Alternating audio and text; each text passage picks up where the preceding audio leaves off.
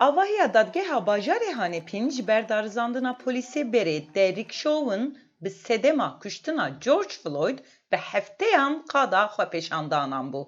Lê piştî biryara sêşemiyê bû cihê pîrozbahî û qenciyê. Ez pir kêxweşim ku gelê xwe yê reş li wir dibînim. Ez dixwazim ku her kes li vir li gel me be. Ez nizanim wekî din çi bibêjim. Jiyanên reşan li vir giring e.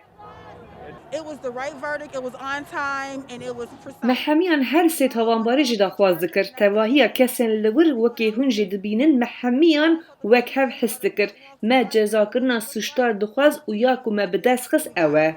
Li qesra spî Serok Joe Biden di gel cigira xwe Kamala Harris biryara tawanbarkirinê wek gavek pêşketî binav kir û xwest ku qanûna reforma polîsan bo meşa berbidadmendiya li Amerîka were pejrandin.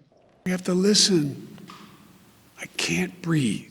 Divêt em guhdarî bikin. Ez nikarim bêhna xwe werbigirim. Ew gotinên dawî yên George Floyd bûn. Em nikarin bihêlin ku ew gotine gel vî bimirin. Xwepêşender ji bo pîrozbahiya biryara tawanbarkirina Chauvin derketin kolanan. Lê gelek kes dibêjin ku hîn karmayê ku were kirin. Wek doza Daunte Wright ku hefteya borî ji hêla polîsan ve hatibû kuştin.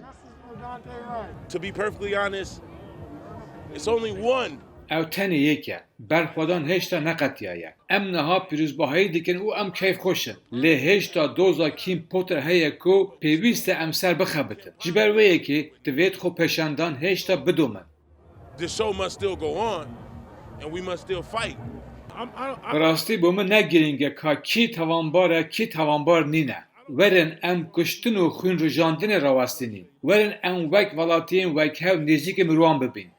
Lêboniha gelek kes bihêvîne ku biryara sêşemiyê ku komên mafan dibêjin ku cara yekê ye ku li eyaleta Minnesota polîsekî spî ji ber mirina zilamekî rêş tê tawanbarkirin. Ji bo dadmendiya nîjadî ya li Amerîka xalek gelek giring e.